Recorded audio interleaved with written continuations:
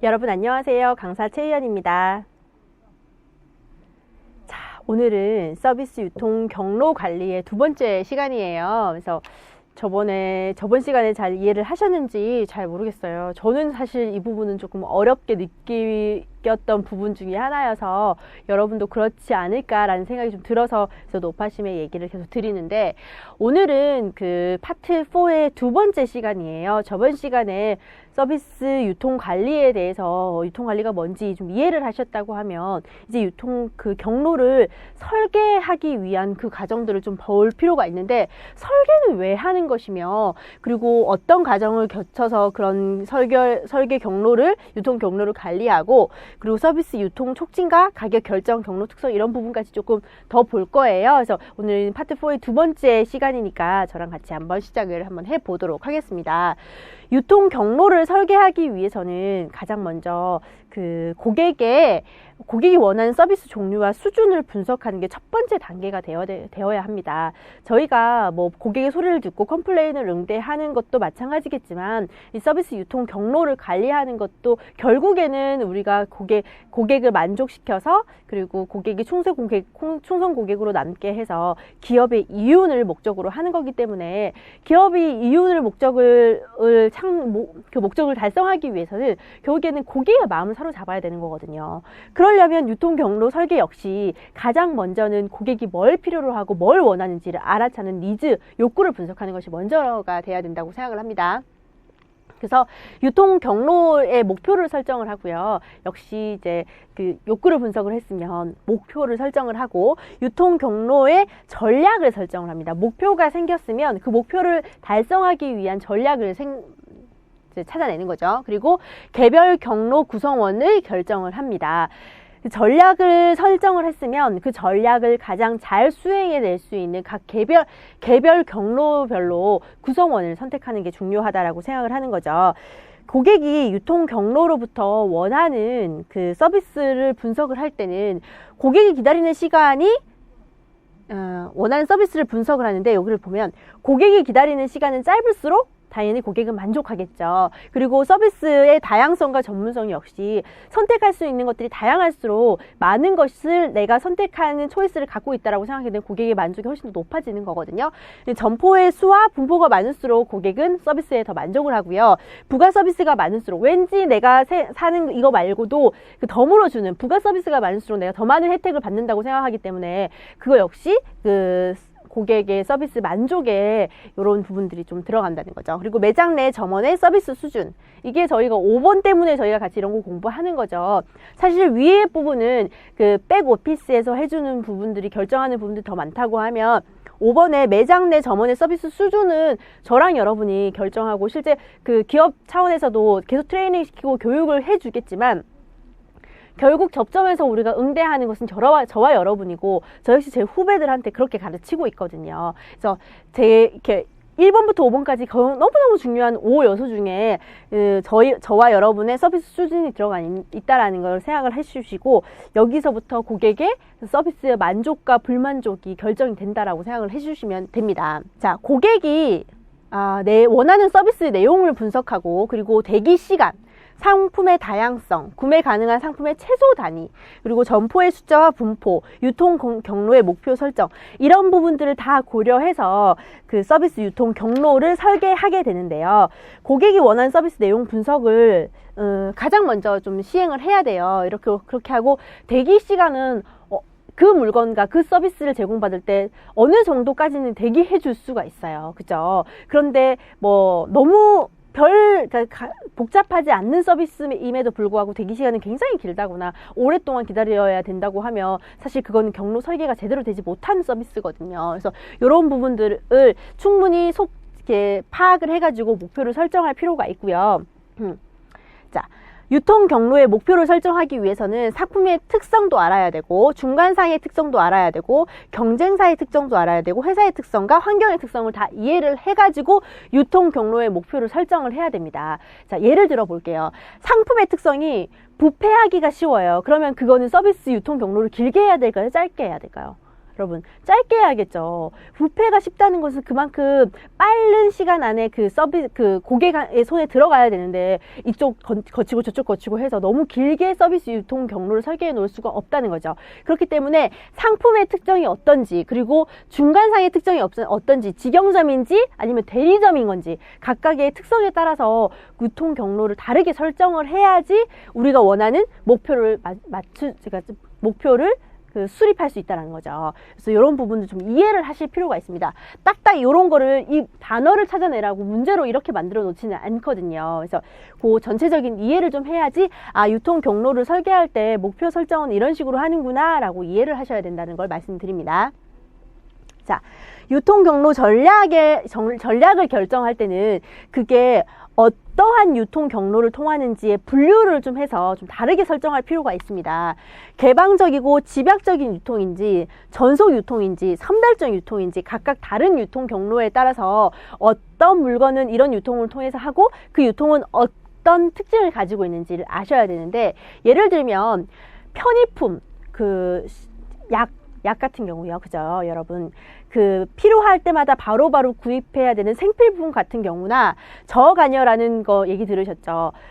내가 오늘 점심 뭐 먹을지, 오늘 저녁 뭐 먹을지, 뭔가 선택하고 난 뒤에 그 뒤에 결과가 크게 나에게 인생 자체를 흔들거나 너무 많은 경제적인 손실이 있거나 이렇지 않을 경우는 크게 관여하지 않고 고를 수 있다라고 해서 저관여 상품이라는 얘기를 저희가 모듈 A 때 잠깐 언급한 적이 있습니다.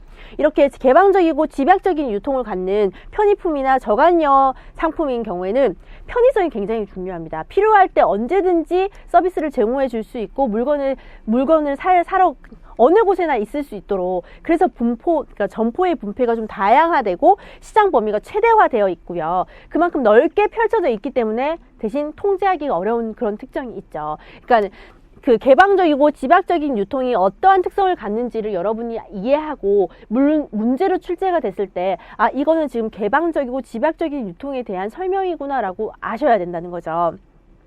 개념 정리를 좀 확실하게 해주실 필요가 있어요. 반대로 전속 유통은 딱 찍어서 그 전속적인 이 사람들한테만 유통할 수 있는 것을 준다라는 거거든요. 예를 들면 명품 생각해 보면 될 것 같아요. 전문품이거나 고관여 제품입니다. 백 하나에 200만원, 300만원 하는 명품을 사려고 할 때 저나 여러분이나 굉장히 심사숙고를 많이 하잖아요. 어떤 브랜드의 어떤 제품을 사야 될 것인지부터 시작해서. 근데 사실 그게 제품의 가격은 크게 차이가 나지 않아요. 그렇기 때문에 우리는 반드시 백화점에 가서 산다거나 이런 식으로 전속적으로 유통이 형성되어 있는 곳에 가서 그 물건을 살 거란 말이죠. 그러면 시급 점포수가 제한이 되어 있습니다. 저희 앞에 상가에 가도 그 명품을 파는 것이 아니라 어떤 백화점에 입점이 되어 있는지부터 확인하고 거기 가서 살 수 있는 것처럼 점포 수가 제한되어 있고 그만큼 상표의 이미지가 효율이 높은 그런 특징을 보입니다. 그리고 중간상의 마진이 높기 때문에 제조회사 중간상에 간에 긴밀한 관계가 형성이 돼요. 긴밀한 관계가 형성이 된다는 건 그만큼 좋을 때는 좋지만 컨트롤하기가 어렵다는 거죠. 중간산의 마진이 그만큼 많기 때문에 이 중간산의 관리가 잘못되면 그 중간산이 직접적으로 고객한테 가는 서비스에 문제가 생길 수 있기 때문에 기업에서는 그 중간상의 컨트롤을 하거나 관리하는 것이 더 어려울 수가 있어요. 그렇기 때문에 선별적인 유통이 또 나오는 거거든요. 일정 수준을 넘는 중간상을 골라서 이들만 판매할 수 있도록 되게 많은 중간상들이 있어요. 근데 시켜보니까 이 중에서 누구누구는 몇 개의 중간상들은 되게 일을 잘하는데 몇 개의 중간상들은 내가 관리함에도 불구하고 계속 문제가 발생하더라 하면 선별적으로 요 중간상들만 나의 물건을 팔 수 있어 라고 선별적으로 유통을 제한한다라고 생각하시면 됩니다. 집약적이고 전속적인 유통의 중간 단계고요. 적은 비용으로 좀 컨트롤하고 내가 이렇게 관리해 줄 수 있다라는 그런 생각으로 가지고 이제 이해를 해 주시면 될 것 같습니다. 이게 유통 경로 전략을 결정할 때 그 제품이 편의품인지 아니면 전문품이고 고관여 제품인지에 따라서 유통 경로를 설정하는 것도 이런 식으로 차이가 있다라는 것을 베이스로 해서 어떤 차이가 있는지를 보여주는 거거든요. 요거는 조금 여러분이 이해를 해주실 필요가 있어서 되게 내용은 방대한데 여러분이 처음부터 끝까지를 다 외우고 공부할 수 없기 때문에 어떤 부분을 조금 더 포인트를 두고 이해를 해야 이 파트 4를 전체적으로 이해하는 데 도움이 될 것인가를 제가 알려드리는 게, 그 방향성을 제시해 주는 게 제가 하는 역할이라고 하기 때문에 이런 부분들은 여러분이 좀 보셔야 됩니다라고 코멘트를 하는 겁니다. 하지만 저랑 이 강의 한 강 듣고, 그러니까 파트 4가 3강으로 이루어져 있잖아요. 이 3강을 한 번만 듣고 여러분이 파트 4랑 관련된 문제를 모두 다 풀 수 있도록, 다 맞출 수 있도록 제가 만들어 드리지는 못해요. 결국에는 저랑 같이 공부를 하는 시간 외에 여러분이 이해하고자 노력해야 되고, 그 과정 속에서 계속 뭐 책도 보고, 이 책도 여러 번 읽어보고 문제도 풀어보고 해야 된다는 거죠. 그냥 아무것도 하지 않고 제가 여러분들한테 합격을 드릴 수는 없어요. 저는 여러분을 도와주는 입장에 있는 거지, 결국에 공부는 여러분 스스로 이어나가야 되고, 공부뿐만 아니라 자격증 취득 후에도 이 많은 것들이 여러분의 지식으로 좀 남겨놓으려고 하신다고 하면 좀 이해를 하시고 바탕을 깔고 이제 공부를 좀 하셔야 된다는 얘기를 해드리고 싶어서 그렇게 된 거예요. 서비스 유통 경로의 결정 요인을 좀 보면, 결정을 할 때 그 직접 유통, 짧은 경로를 가지는 것과 간접 유통, 긴 경로를 가지는 것이 있는데, 수요의 특징이 어떤 것이냐에 따라서 짧은 경로를 선택할 것인지 긴 경로를 선택할 것인지 또 나눠져 있고요. 공급 특성이 어떤지에 따라서도 또 나눌 수가 있습니다. 서비스 특성에 따라서도 나눌 수가 있고요. 여기서는 여러분이 그걸 아셔야 돼요.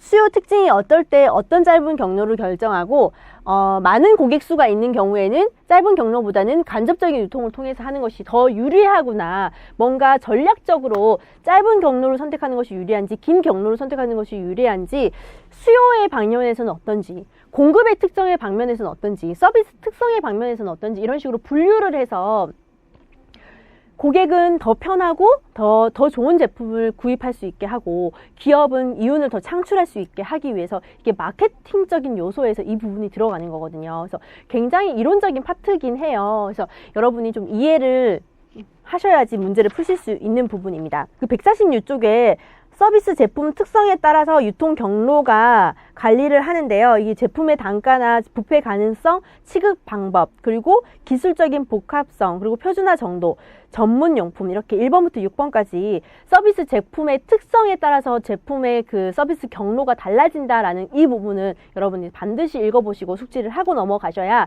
서비스 파트 부분에서, 저희가 파트 4에서 나오는 문제를 맞추실 수가 있습니다. 이거 얘기하는 거죠. 제품의 단가, 부패 가능성, 취급 방법, 기술적인 복합성, 표준화의 정도에 따라서 그 유통 경로를 우리가 다르게 설정하고 다르게 관리해 나간다라는 것을 이해하셔야 됩니다. 제품의 단가가 낮을수록 긴 경로를, 비싼 제품을 여러 단계를 거쳐서 하면 더 비싸겠죠. 그만큼 단가가 낮을수록 긴 경로로 계속 넘기고 해도 괜찮다라는 거죠. 부패 가능성이 높을수록 짧은 경로를 통해서 소비자에게 전달이 돼야 되고요. 다루기가 힘들수록 여러 중간상을 거치지 않고 직접 유통을 선택을 한다고 합니다. 그리고 기술이 복잡할수록 그 중간상 거치지 않고 직접 유통을 선택을 하고요. 표준화 정도가 낮을수록 어떻게? 직접 유통 경로를 합니다. 표준화 정도라는 것이 결국에 누가 그걸 전달을 하냐에 따라서도 그 제품 자체가 동일하다라는 거거든요. 그러니까 표준화가 되어 있는 것은 사실 중간에 여러 중간상들이 껴 있어도 상관없지만, 표준화가 다르다라는 것이 그 1:1 서비스, 내가 맞춤 서비스라고 생각하시면 돼요. 그러니까 표준화 정도가 낮을수록 직접적인 유통 경로를 선택한다고 하면 되고요. 전문 용품일수록 선택적인 유통을 하겠죠. 일반적인 제품이 아니라 전문 용품일수록 직접적으로 중간상 끼지 않고 소비자에게 바로 전달되는 그런 유통 경로를 거친다라고 이해하시면 되겠습니다. 자, 서비스 유통 경로에서 구성원들 간의 권력 유형이 있어요. 이 부분은 저희가 파트 1, 그러니까 모듈 A, B에서도 다 파워라는 개념도 나오고 권력이라는 개념도 계속 나오고 있었을 때 이게 계속 중복되는 내용이에요. 그래서 보상적인 권력과 강제적인 권력, 합법적인 권력, 전문적인 권력, 중거적인 권력, 정보적인 권력, 각 권력의 원천이 어디에 나오는지 정의와 사례를 여러분이 알아두실 필요가 있습니다. 그 부분은 제가 이거는 책에 있는 그걸 그대로 가지고 왔기 때문에 148쪽에 있는 그 표를 여러분께서 좀 읽어보시고 문제를 풀 때는 어떤 식으로 나올지를 좀 예상을 좀 해보시는 게 중요합니다. 이걸 다 일일이 막 줄줄줄 외울 필요는 없어도 문제에서 나왔을 때 이게 보상적인 권력을 얘기하는 건지 아니면 해당 분야에 뛰어난 지식 혹은 통찰력, 지식 통찰력 이런 식으로 키워드를 좀 외워서 전문적인 권력이구나 라고 이해를 하실 수 있도록 하셔야 되는 거예요. 여러분, 자, 문제를 한번 풀어보도록 하겠습니다. 서비스와 고객의 특성에 따라서 다른 유통 채널 현상으로 옳지 않은 것은, 자, 복잡하고 고위험인 서비스인 경우 고객은 인적 채널에 의존하는 경향이 있다. 그렇죠. 복잡하고 위험이 높을수록 뭔가 더 건너는 것보다는 내가 직접적으로 사람들한테 물어보고 선택할 수 있는 확률이 더 높아지는 겁니다. 기술 수용에 우호적인 고객은 셀프 서비스 기술의 사용에 대해서 긍정적이다. 예를 들면 뭔가 DIY가 있어요. 뭔가 잘 만드시는 분들은 가격이 싸고 내가 내 손으로 직접 만드는 거에 대해서 크게 어려움을 느끼지 않겠지만 저는 그런 것들이 너무너무 어렵거든요. 그래서 돈을 좀 더 주더라도 직접 오셔서 저희 집에 설치를 해주는 걸 선택을 해요. 그러니까 기술 수용에 오케이 너 이런 건 잘 만져 나는 너무 어렵지 않아 라고 하시는 분들은 셀프 서비스 기술의 사용에 대해서 긍정적으로 생각하실 거고요. 거래의 기능적 측면을 추구하는 고객은 편리함을 선호한다. 그리고 사회적 동기를 가진 고객은 인적 채널을 선호한다. 5번 편리함은 채널의 선택 요인과 크게 상관이 없다. 자, 5번 딱 보시면서 편리함이 채널의 선택 요인과 크게 상관이 없다라고 생각을 하시나요, 여러분? 요즘같이 생활 수준이 빠르게, 그러니까 속도가 중요한 시대에 편리함만을 위해서 뭔가 결정을 하시는 분들이 계시거든요. 저 역시 사실 편리함이 채널 선택 요인에 굉장히 크게 작용을 하는 사람 중에 하나인데, 장보기 서비스 하면 저는 4,000원인가를 더 내야 돼요. 하지만 내가 거기 가서 물건을 사고 저는 좀 운전을 하지 않기 때문에 택시를 타고 그 무거운 걸 들고 저희 집까지 오는 그 수고로움을 나는 4,000원에 대비하면 너무너무 이 4,000원의 그 서비스 비용이 싸다고 느끼는 거거든요. 그만큼 4,000원을 지불하고 내가 고른 클릭했던 그것을 그대로 장보기를 해서 저희 집 앞에 딱 가져다 주는 거예요. 그만큼 편리함은 채널을 선택하는데 굉장히 큰 요인으로 작용을 하거든요. 그래서 요거 5번이 틀린 거고요. 다음 문제는 서비스 유통 채널의 권력 관계에서 권력의 원천과 그 정의로 바르지 않은 것은, 이게 바로 제가 조금 전에 보여드렸던 그 표를 문제화시킨 거예요. 한번 보도록 하겠습니다. 1번이 자, 바르지 않는 것 찾는 겁니다. 자, 중거적 권력인데 서비스 제공자가 논리적으로 시장 상황을 설명할 수 있는 능력. 잘 모르겠죠. 자, 1번부터 바로 답이 나왔는데요. 중거적인 권력은 제가 중간상이 서비스 제공자를 따르고자 하는 욕구를 가진 게 중거적인 권력이고, 여기서 시장 상황을 설명할 수 있는 것은 2번의 보상적인 권력을 좀 볼게요. 중간상에 대한 보상을 중재할 수 있는 능력, 바로 이해하실 수 있죠. 그리고 강제적인 권력은 중간상을 처벌할 수 있는 능력, 합법적인 권력은 중간상을 통제할 수 있는 법적 권리를 가지는 권력이라고 이해하시면 되고, 해당 분야에 대한 뛰어난 지식 혹은 통찰력, 아까 전문적인 권력 말씀드렸죠. 그러니까 중거적인 권력이라는 것이 뭔가 중간상이 서비스 제공자에 대해서 따르고자 하는 욕구를 가진 것이, 그러니까 왜 따르고자 하냐, 독자적인 명성이 있거나 내가 알지 못하는 뭔가 서비스에 대한 평판을 가지고 있는 사람들을 따르고자 하는 것이 바로 중거적인 권력이거든요. 그렇게 좀 이해를 하셔서 문제를 푸실 수 있으셔야 될 것 같아요. 중거적인 권력은 중간상이 서비스 제공자를 따르고자 하는 욕구다. 왜 따르고자 하냐? 그러면 거기가 평판이 좋거나 아니면 우리가 하지 않는 또 다른 서비스를 하면서 다른 사람들이 인정을 해주기 때문에 따르고자 하는 거거든요. 그런 중거적인 권력을 가지고 있다라고 이해를 하시면 될 것 같습니다. 자, 숨가쁘게 굉장히 속도 있게 쭈루룩 이어왔는데요. 그만큼 파트 4가 일일이 세세하게 하기에는 사실 세 번의 강의로 부족하지만, 그렇다고 계속 파트 8로, 그러니까 자잘하게 쪼개서 강의를 늘린다고 해서 여러분이 이해에 더 크게 도움이 되거나 하지는 않아요. 그래서 3번의 강의로 여러분이 큰 그림을 그리고 어떠한 문제가 나오고 문제를 어떤 식으로 풀 때 포인트들이 뭔지 알려드리기는 충분하다고 제가 판단을 했기 때문에 3개의 강의로 이루어져 있도록 만들었고요. 오늘은 2번째 시간이 여기서 끝이 났고, 다음 시간에 좀 더 그 물리적인 환경에 대한 부분, 유통 촉진과 가격 결정, 경로 특성 부분을 보고 물리적인 항형까지 같이 좀 보는 걸로 해서 이제 파트 4를 정리를 할 겁니다. 오늘도 너무너무 고생 많으셨고요. 특히 이해가 되지 않는 부분들은 좀 인터넷으로 좀 찾아보기도 하고 관련 책을 좀 이용을 해서 좀 잘 이해할 수 있도록 큰 그림을 볼 수 있도록 여러분이 공부를 좀 해 나가셔야 될 거라고 생각을 합니다. 오늘 고생 너무 많으셨고요. 다음 시간에 저랑 다시 만나 뵙도록 하겠습니다. 감사합니다.